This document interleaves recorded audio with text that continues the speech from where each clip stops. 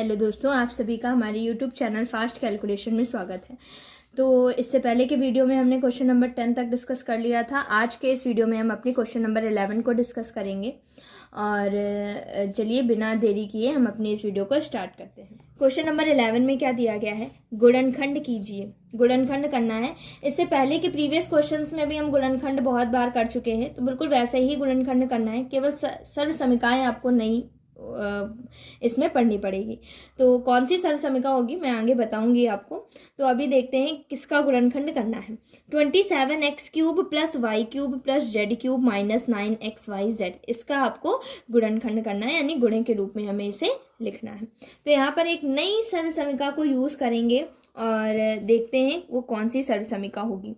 वो सर्व समीका है x³ plus y³ plus z³ minus 3xyz equal x plus y plus z, दूसरे bracket में x² plus y² plus z² minus xy minus yz minus zx। इस सर्व समीका को हम अपनी यूज करेंगे इस क्वेश्चन को सॉल्व करने के लिए। तो सबसे पहले तो हमारे पास अगर ये जो सर्व समीका है उसका LHS क्या है, ये दिया गया है। LHS में क्या है, x³ plus y³ plus z³ minus 3xyz, ये दिया गया है। देखिए क्या ये वाला फॉर्म आपको अपने क्वेश्चन के जैसा नहीं दिख रहा है, बिल्कुल वैसा ही है ना। देखो x³ है, यहाँ पर भी x³ जैसा टर्म है, y³ है, यहाँ पर भी y³ जैसा टर्म है, z³ जैसा टर्म है और बीच में प्लस प्लस है, माइनस फिर 3xyz है, यहाँ पर 9xyz, बिल्कुल वैसा ही नहीं दिख रहा है। बस नंबर थोड़े से चेंजमेंट है, बाकी साइन सारे सेम है, बाकी सारी चीज़ें सेम है, केवल आपके नंबर से डिफरेंट है। तो इसको हम नंबर्स को बिल्कुल इसी फॉर्म में चेंज करने की कोशिश करते हैं, देखते हैं कैसे। 27x³ है, तो 27x³ को हम क्या कर सकते हैं, 27x³ को क्या हम ये लिख सकते हैं, 27 किसका होल क्यूब होता है, 3 का ना, 3x का होल क्यूब।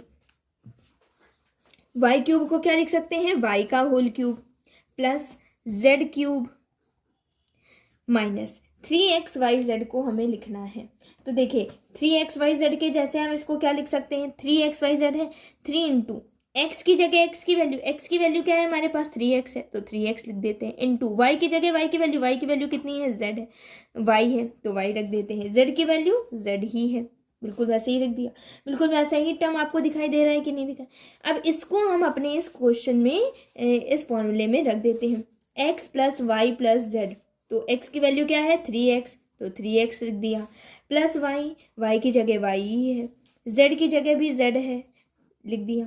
दूसरे ब्रैकेट में क्या दिया गया है, दूसरे ब्रैकेट में दिया गया है x², यानी जो भी x की वैल्यू आपके पास है उसका स्क्वायर कर दीजिए। तो x की वैल्यू क्या है, 3x, तो 3x का होल स्क्वायर प्लस y², तो y का होल स्क्वायर प्लस z², यानी z की वैल्यू क्या है, z है, z का स्क्वायर माइनस xy, यानी कि x की वैल्यू क्या है, 3x इंटू y की वैल्यू क्या है, y है, माइनस yz, यानी y की वैल्यू तो y है, इंटू z की वैल्यू भी z है, माइनस zx, तो z की वैल्यू तो z है आपकी, इंटू x की वैल्यू, x की प्लेस पर क्या लिखा हुआ है, 3x लिखा हुआ है। अब इसे क्या करेंगे, हम सॉल्व कर देंगे। 3x plus y plus z, ऐसे ही लिख दीजिए आप।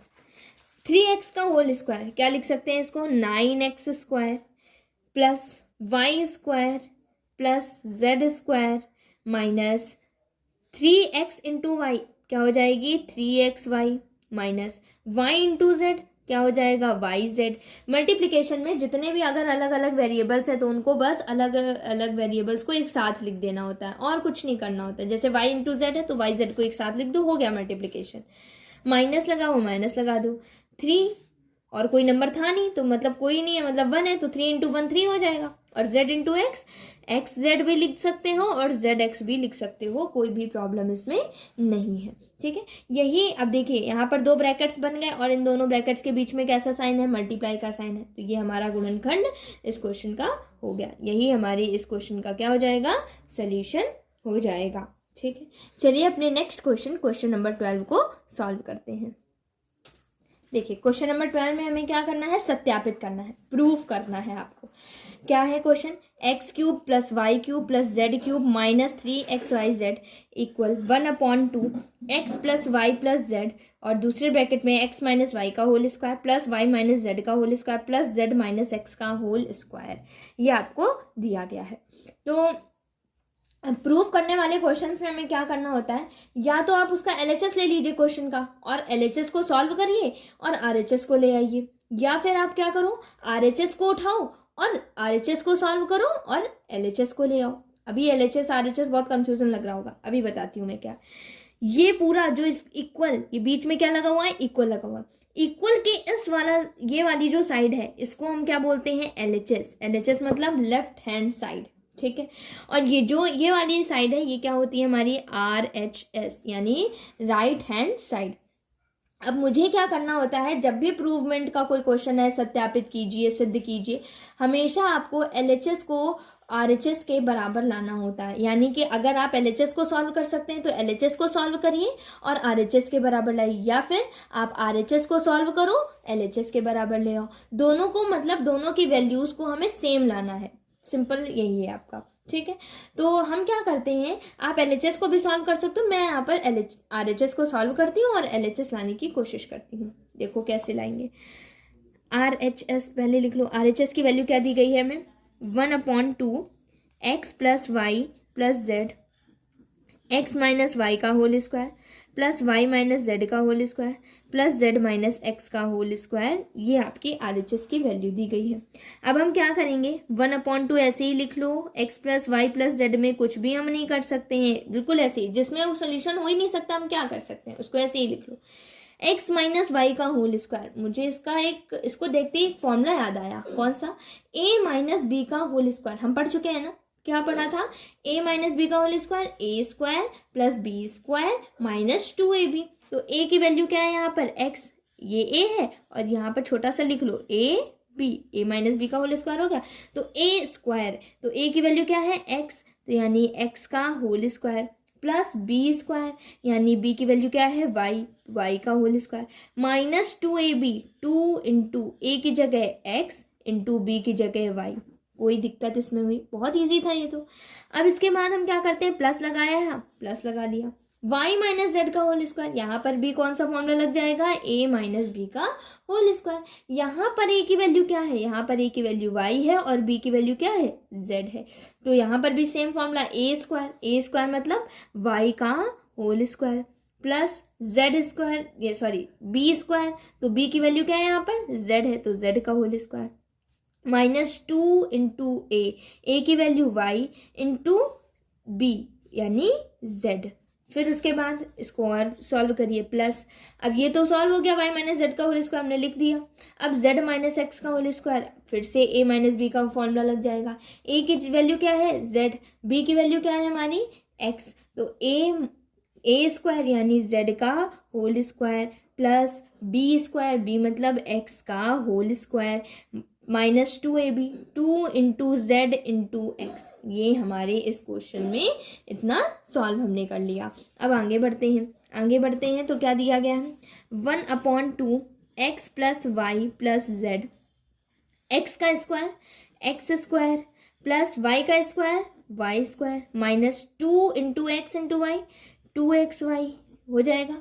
फिर उसके बाद 2y square plus y square plus z square minus 2 into y into z, 2yz, फिर plus z square plus x square minus 2zx। ये मैंने क्या किया, ये मैंने सिंपली मल्टीप्लिकेशन कराकर लिख दिया, z का स्क्वायर जेड स्क्वायर, एक्स का square x square, 2 into z into x, 2zx हो जाएगा। कोई दिक्कत इसमें, बहुत इजी है, तो आसानी से आ जाएगा।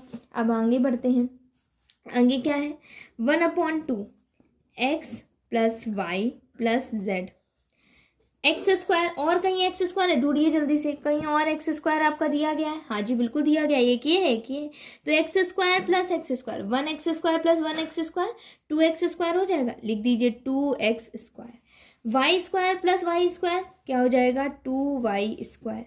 Z square plus z square क्या हो जाएगा, 2z स्क्वायर। कोई दिक्कत, माइनस का 2xy ऐसे ही रहेगा, माइनस का 2yz ऐसे ही रहेगा, माइनस का 2zx ऐसे ही रहेगा, क्योंकि एक्स वाई वाला टर्म केवल एक ही था ना, और कोई तो है नहीं एक्स वाई, तो हम कुछ भी ऐड या सब्ट्रैक्ट नहीं कर सकते हैं, बिल्कुल ऐसे ही लिख देंगे।